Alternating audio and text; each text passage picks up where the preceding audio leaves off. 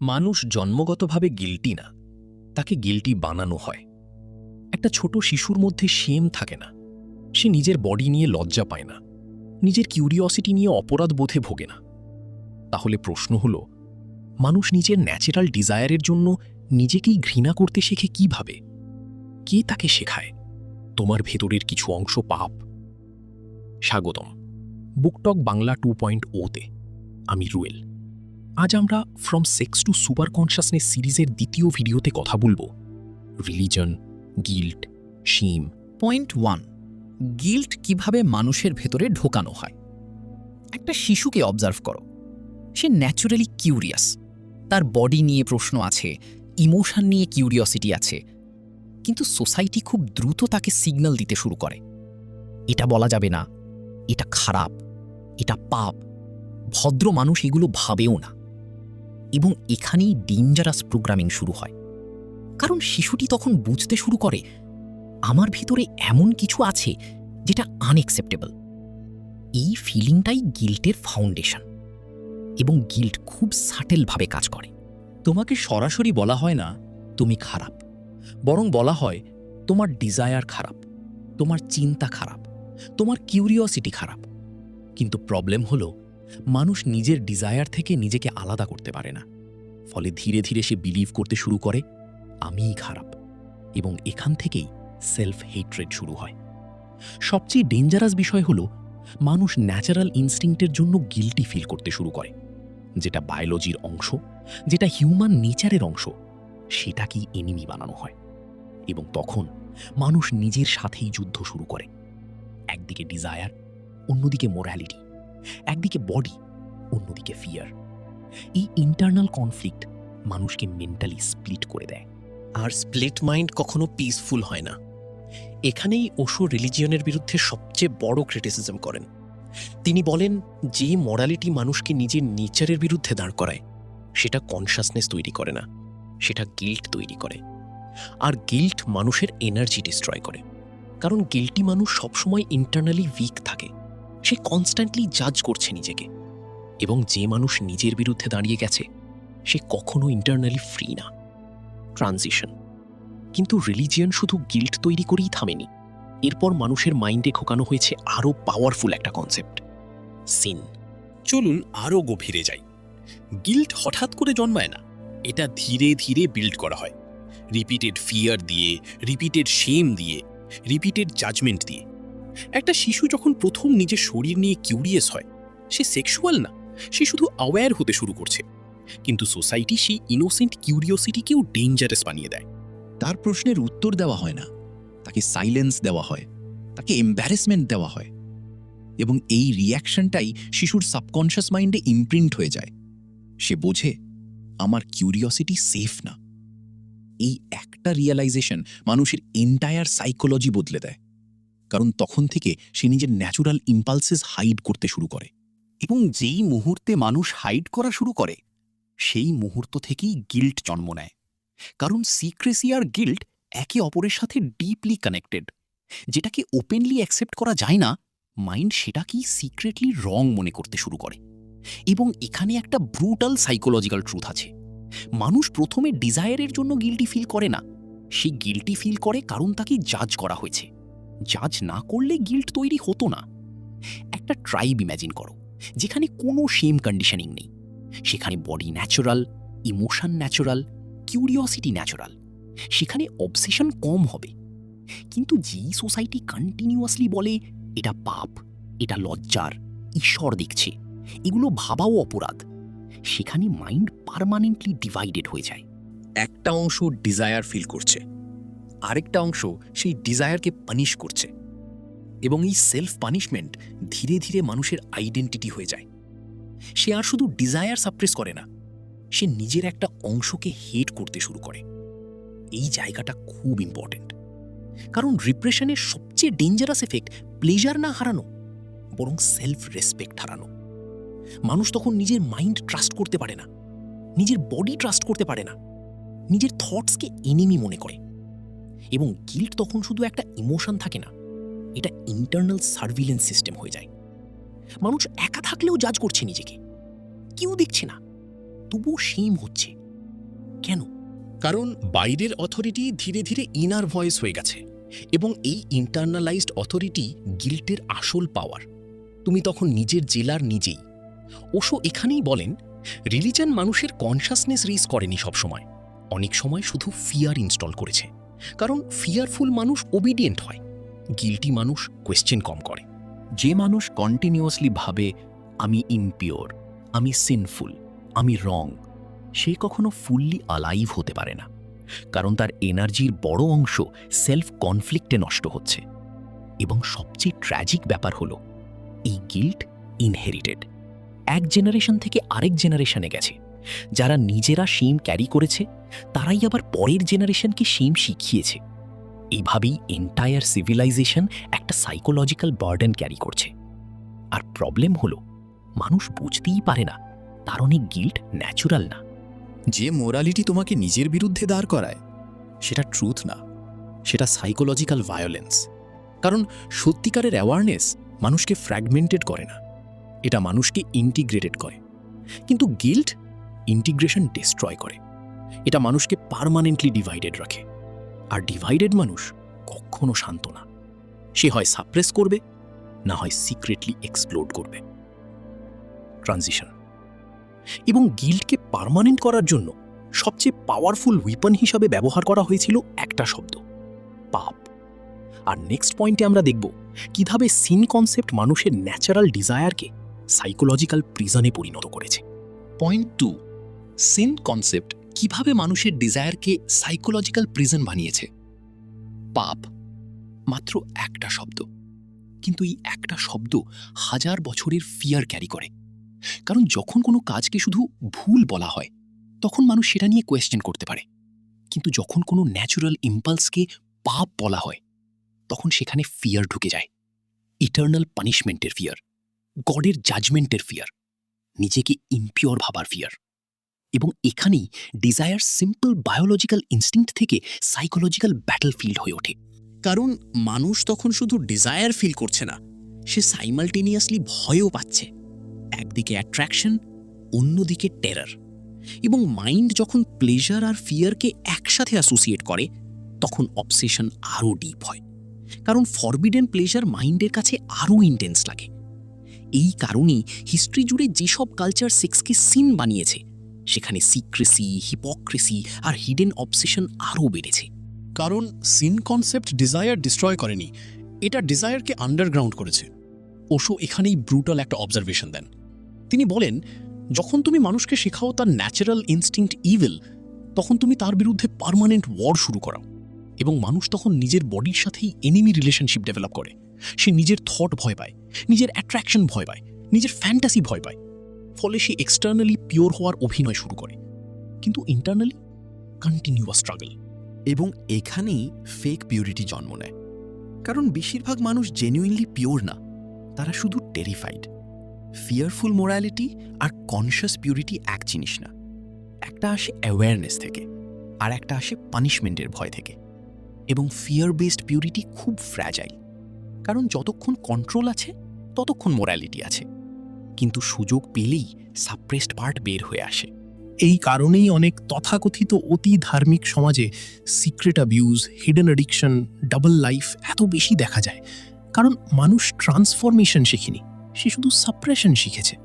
আর suppression যত বাড়ে, shadow তত ডার্ক হয়। এখানে একটা সাইকোলজিক্যাল প্যারাডক্স আছে। যে মানুষ কন্টিনিউয়াসলি ভাবে আমি সিনফুল, আমার ডিজায়ার ইমপিওর, সে নিজের মাইন্ড নিয়ে আনহেলদি অবসেশন ডেভেলপ করে। সে কনস্ট্যান্টলি মনিটর করছে নিজেকে, কি ভাবলাম, কি ফিল করলাম, কি ইম্যাজিন করলাম। এবং এই কন্টিনিউয়াস সেলফ মনিটরিং মানুষকে রিল্যাক্সড থাকতে দেয় না। তার মাইন্ড পার্মানেন্টলি টেন্স হয়ে যায়, কারণ সে ন্যাচুরাল না, সে পারফর্ম করছে। এই পারফরমেন্সই ফেক পিউরিটি। বাইরে শান্ত, ভেতরে স্টর্ম। বাইরে প্রেয়ার, ভেতরে রিপ্রেশন। বাইরে মোরালিটি, ভেতরে ফিয়ার। ওশো বলেন, যে পিউরিটি আন্ডারস্ট্যান্ডিং ছাড়া আসে, সেটা অথেন্টিসিটি না, সেটা অ্যাক্টিং। এবং অ্যাক্টিং কখনো লিবারেশন দেয় না, কারণ অ্যাক্টর সবসময় ক্লান্ত, সে কন্টিনিউয়াসলি নিজের রিয়েল ফেস হাইড করছে। এবং সবচেয়ে ডেঞ্জারাস ব্যাপার হলো, সিন কনসেপ্ট মানুষের মধ্যে এমন একটা বিলিফ তৈরি করেছে যে ডিজায়ার থাকাই রং। মানে প্রবলেম বিহেভিয়ার না, প্রবলেম এক্সিস্টেন্স ইটসেলফ। এই বিলিফ মানুষকে সেলফ হেট্রেডের দিকে ঠেলে দেয়। সে ভাবে আমি ঠিক না, আমার ভেতরে কিছু ডার্টি আছে। এবং যে মানুষ নিজের এক্সিস্টেন্সেই শেম ফিল করে সে কখনো ফুললি অ্যালাইভ হতে পারে না, কারণ তার এন্টায়ার এনার্জি সেলফ রিজেকশনে নষ্ট হচ্ছে। ওশো এখানেই বলেন, অ্যাওয়ারনেস মানুষকে ফ্রি করে, কিন্তু শেম মানুষকে ফ্র্যাগমেন্টেড করে। কারণ অ্যাওয়ারনেস তোমাকে অবজার্ভ করতে শেখায়, আর শেম তোমাকে হাইড করতে শেখায়। এবং মানুষ যত হাইড করে তত আর্টিফিশিয়াল হয়ে যায়। কিন্তু এখানেই আর একটা বড় কনফ্লিক্ট শুরু হয়। একদিকে মানুষের ন্যাচারাল ডিজায়ার, অন্যদিকে ইম্পোজড মরালিটি। আর নেক্সট পয়েন্টে আমরা দেখব কিভাবে এই ডিজায়ার ভার্সেস মরালিটি কনফ্লিক্ট মানুষের এন্টায়ার পার্সোনালিটি ভেঙে দেয়। Point 3, desire versus morality conflict কিভাবে মানুষের পার্সোনালিটি ভেঙে দেয়। মানুষের ভিতরে সবচেয়ে ডেঞ্জারাস যুদ্ধটা বাইরে না, ভেতরে। একদিকে বডি কিছু চাইছে, অন্যদিকে মাইন্ড বলছে এটা ভুল, এটা ইমমরাল, এটা করা উচিত না। এবং এই কনস্ট্যান্ট ইন্টারনাল কন্ট্রাডিকশন ধীরে ধীরে মানুষের পার্সোনালিটি স্প্লিট করে দেয়। কারণ মানুষ সাইমালটেনিয়াসলি দুইটা অপোজিট ডিরেকশনে বাঁচতে পারে না। সে যদি ডিজায়ার ফলো করে, গিল্ট আসে। Point 3, desire versus morality conflict কিভাবে মানুষের পার্সোনালিটি ভেঙে দেয়। মানুষের ভিতরে সবচেয়ে ডেঞ্জারাস যুদ্ধটা বাইরে না, ভেতরে। একদিকে বডি কিছু চাইছে, অন্যদিকে মাইন্ড বলছে এটা ভুল, এটা ইমমরাল, এটা করা উচিত না। এবং এই কনস্ট্যান্ট ইন্টারনাল কন্ট্রাডিকশন ধীরে ধীরে মানুষের পার্সোনালিটি স্প্লিট করে দেয়। কারণ মানুষ সাইমালটেনিয়াসলি দুইটা অপোজিট ডিরেকশনে বাঁচতে পারে না। সে যদি ডিজায়ার ফলো করে, গিল্ট আসে। সে যদি ডিজায়ার সাপ্রেস করে, ফ্রাস্ট্রেশন আসে। দুই ক্ষেত্রেই পিস নেই। এবং এখানেই মডার্ন মানুষের ট্র্যাজেডি শুরু হয়। সে ন্যাচারালি বাঁচতেও পারছে না, আবার কমপ্লিটলি ফ্রি হতেও পারছে না। সে মাঝখানে আটকে গেছে। এই ট্র্যাপড স্টেটটাই নিউরোসিস তৈরি করে। ওশো বলেন, যে সোসাইটি মানুষের ইনস্টিংক্ট আর মোরালিটিকে একে অপরের এনিমি বানিয়ে দেয়, সেই সোসাইটি মেন্টালি আনহেলদি মানুষ তৈরি করে। কারণ কনফ্লিক্ট এনার্জি কনজিউম করে। একটা মানুষ ইম্যাজিন করো যে সারা দিন নিজের থটের সাথে ফাইট করছে। সে বাইরে নর্মাল দেখাচ্ছে, কিন্তু ভিতরে কন্টিনিউয়াসলি রেজিস্টিং করছে নিজেকে। এই রেজিস্ট্যান্স ধীরে ধীরে অ্যাংজাইটি তৈরি করে। কারণ সাপ্রেসড ডিজায়ার ডিসঅ্যাপিয়ার করে না, ওটা প্রেশার হয়ে জমে। আর প্রেশার যত জমে, মাইন্ড তত আনস্টেবল হয়। এই কারণেই অনেক মানুষ এক্সটার্নালি ডিসিপ্লিনড হলেও ইন্টারনালি এক্সস্টেড। কারণ তারা ন্যাচারাল না, তারা কনস্ট্যান্টলি সেলফ কন্ট্রোল মোডে আছে। এবং কন্টিনিউয়াস সেলফ কন্ট্রোল মানুষকে ড্রাই করে দেয়।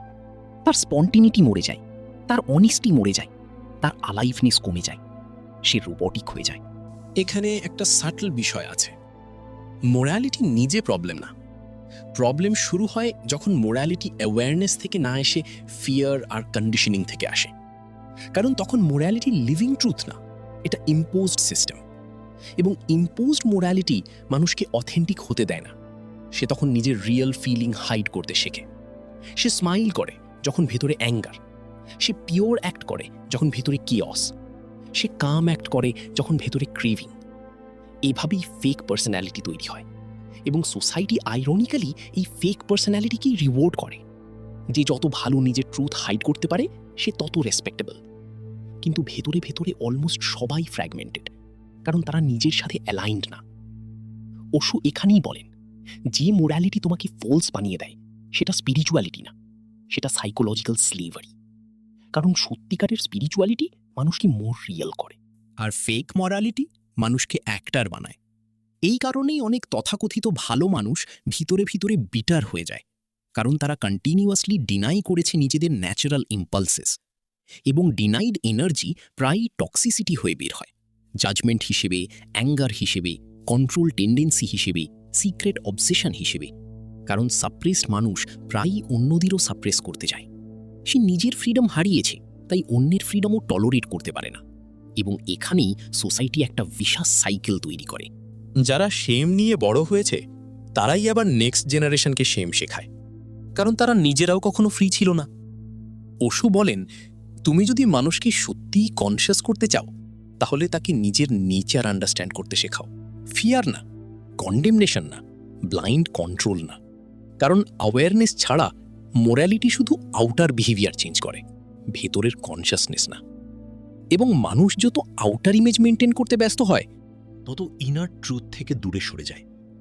এই কারণেই এত মানুষ এক্সটার্নালি সাকসেসফুল কিন্তু ইন্টারনালি এমটি, কারণ তারা পুরো জীবন একসেপ্টেড ভার্সন হওয়ার চেষ্টা করেছে, নিজের রিয়েল সেলফ হওয়ার না। এবং এই ইন্টারনাল কনফ্লিক্টের শেষ ফল কি হয় জানো? মানুষ সত্যিকারের পিউরিটি হারিয়ে ফেলে আর তৈরি হয় একটা ডেঞ্জারাস ইলিউশন, ফেক পিউরিটি। আর নেক্সট পয়েন্টে আমরা দেখব কেন ওশো ফেক পিউরিটিকে স্পিরিচুয়ালিটির সবচেয়ে বড় ডিজিজ বলেছিলেন। Point 4, fake purity. যখন মানুষ হোলি হওয়ার অভিনয় শুরু করে, সবচেয়ে ডেঞ্জারাস ইমপিউরিটি সবসময় ভিজিবল না। অনেক সময় সেটা হোয়াইট ক্লোথস পরে আসে, শান্ত কণ্ঠে কথা বলে, মোরালিটির লেকচার দেয়, কিন্তু ভিতরে repression, fear, hidden desire, unresolved conflict. এবং ওশো এখানেই বলেন, ফেক পিউরিটি আসল ইমপিউরিটির থেকেও বেশি ডেঞ্জারাস, কারণ ওপেনলি আনকনশিয়াস মানুষ অন্তত অনেস্ট, কিন্তু ফেক পিওর মানুষ নিজের কাছেও ডিসঅনেস্ট। সে অ্যাক্টিং করতে করতে একসময় নিজের রিয়েল ফেসটাই ভুলে যায়। এই ফেক পিউরিটি জন্মায় কোথা থেকে? ফিয়ার থেকে, পানিশমেন্টের ভয়, জাজমেন্টের ভয়, সোসাইটি রিজেক্ট করবে এই ভয়, গড পানিশ করবে এই ভয়। ফলে মানুষ ট্রান্সফরমেশন না, পারফরমেন্স শুরু করে। সে পিওর হতে চায় না, সে পিওর দেখাতে চায়। এবং এই ডিফারেন্স হিউজ, কারণ অ্যাপিয়ারেন্স চেঞ্জ করা সহজ, কনসিয়াসনেস চেঞ্জ করা কঠিন। এই কারণেই অনেক মানুষ আউটওয়ার্ডলি রিলিজিয়াস হলেও ইন্টারনালি পিসফুল না, কারণ তাদের মোরালিটি ন্যাচুরাল আন্ডারস্ট্যান্ডিং থেকে আসেনি, এটা এসেছে কন্ডিশনিং থেকে। আর কন্ডিশনড মোরালিটি সব সময় ফ্র্যাজাইল, সুযোগ পেলেই মাস্ক ক্র্যাক করে। এখানে একটা ব্রুটাল ট্রুথ আছে, যে মানুষ কন্টিনিউয়াসলি নিজের ডিজায়ার ডিনাই করছে সে সিক্রেটলি সেই ডিজায়ার নিয়েই অবসেসড থাকে। কারণ ডিনাইড মাইন্ড মুক্ত না, সে ইন্টারনালি চেইনড। তাই অনেক ফেক পিওর মানুষ বাইরে মোরালিটি প্রিচ করলেও ভেতরে কন্টিনিউয়াসলি টেম্পটেশনের সাথে ফাইট করছে। এবং কন্টিনিউয়াস ফাইটিং মানুষকে বিটার করে দেয়, সে জাজমেন্টাল হয়ে যায়। কারণ যে নিজেকে অ্যাকসেপ্ট করতে পারে না সে অন্যদেরও অ্যাকসেপ্ট করতে পারে না। এই কারণেই হিস্ট্রি জুড়ে অনেক মরাল সিস্টেম কম্প্যাশনের চেয়ে জাজমেন্ট বেশি তৈরি করেছে, কারণ রিপ্রেশন এমপ্যাথি কমিয়ে দেয়। মানুষ তখন আন্ডারস্ট্যান্ডিং হারিয়ে ফেলে, সে শুধু রুল এনফোর্স করতে চায়। ওশো এখানেই একটা শকিং কথা বলেন, যে পিউরিটি ন্যাচারাল না সেটা ভায়োলেন্স, কারণ সেখানে ফ্রিডম নেই, সেখানে ফিয়ার ড্রিভেন কন্ট্রোল আছে। এবং ফিয়ার ড্রিভেন পিউরিটি মানুষকে অ্যালাইভ থাকতে দেয় না, সে কনস্ট্যান্টলি মনিটর করছে নিজেকে, কি বললাম, কি ভাবলাম, কি ফিল করলাম। এই কনস্ট্যান্ট সেলফ সার্ভেলেন্স মানুষকে মেন্টালি এক্সস্টেড করে, কারণ সে রিল্যাক্স করতে পারছে না, সে স্পন্টেনিয়াস না, সে স্ক্রিপ্টেড। এবং স্ক্রিপ্টেড মানুষ কখনো ট্রুলি স্পিরিচুয়াল না, কারণ স্পিরিচুয়ালিটি অ্যাক্টিং না, এটা অথেন্টিসিটি। কিন্তু অথেন্টিসিটি ডেঞ্জারাস, কারণ অথেন্টিক হলে তোমাকে নিজের শ্যাডো ফেস করতে হবে, নিজের লাস্ট, নিজের জেলাসি, নিজের ইনসিকিউরিটি, নিজের ফিয়ার।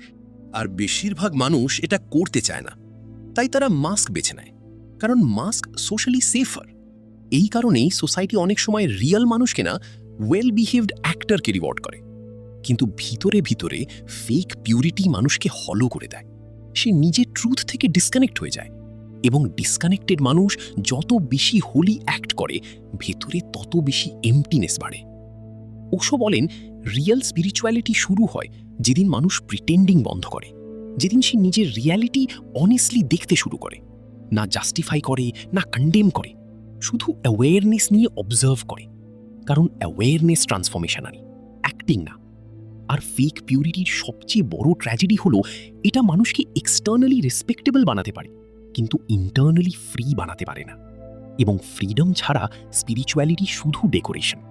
তাহলে প্রশ্ন হলো, যদি guilt, sin, repression, fake purity সবকিছু মানুষকে ফ্র্যাগমেন্টেড করে, তাহলে আসল ফ্রিডম কোথায়? পরের অংশে আমরা পুরো ভিডিওর কোর কনক্লুশনে ঢুকব।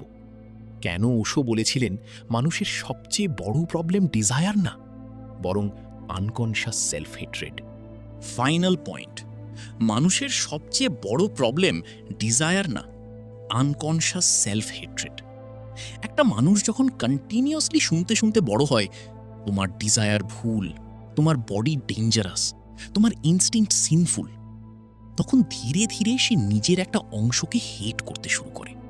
এবং এখানেই পুরো ট্র্যাজেডি, কারণ মানুষ তখন বাইরের কারো বিরুদ্ধে না, নিজের বিরুদ্ধেই বাঁচছে।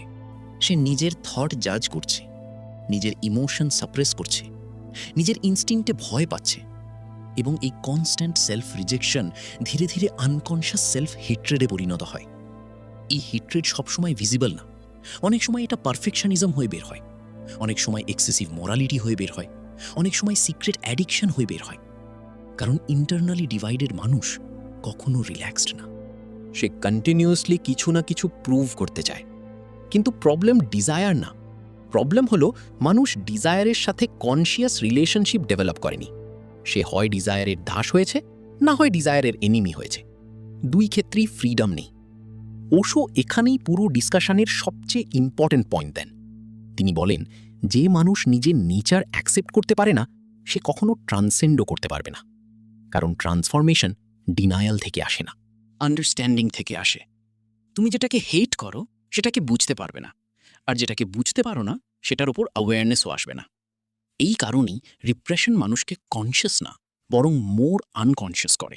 কারণ সাপ্রেসড এনার্জি শ্যাডো হয়ে যায়, এবং শ্যাডো সবসময় হিডেন কন্ট্রোল চালায়। তুমি আউটওয়ার্ডলি কাম, কিন্তু ভিতরে কিয়স। আউটওয়ার্ডলি হোলি, ভেতরে ফিয়ার।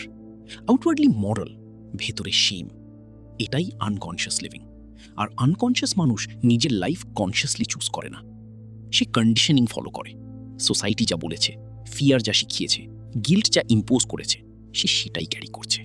এই কারণেই ওশো রিপিটেডলি বলেন, অ্যাওয়ারনেস ছাড়া মরালিটি ডেঞ্জারাস। কারণ অ্যাওয়ারনেস তোমাকে রিয়েল করে, আর ব্লাইন্ড মরালিটি তোমাকে আর্টিফিশিয়াল করে। এবং আর্টিফিশিয়াল মানুষ যত বেশি পারফেক্ট হওয়ার চেষ্টা করে, ভেতরে তত বেশি ব্রোকেন ফিল করে। কারণ পারফেকশন ইম্পসিবল।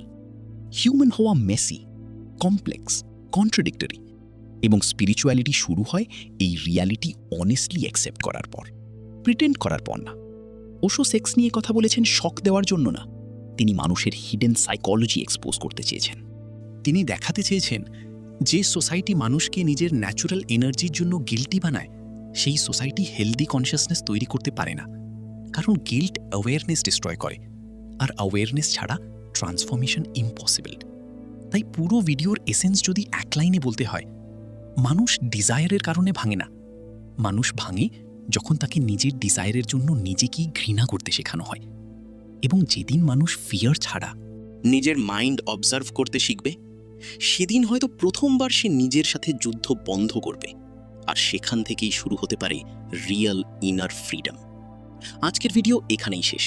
যদি ভিডিওটা তোমাকে শুধু এন্টারটেইন না, বরং জেনুইনলি আনকমফোর্টেবল ট্রুথ নিয়ে ভাবতে বাধ্য করে থাকে, তাহলে ভিডিওটা শেয়ার করো আর সাবস্ক্রাইব করো বুক টক বাংলা 2.0।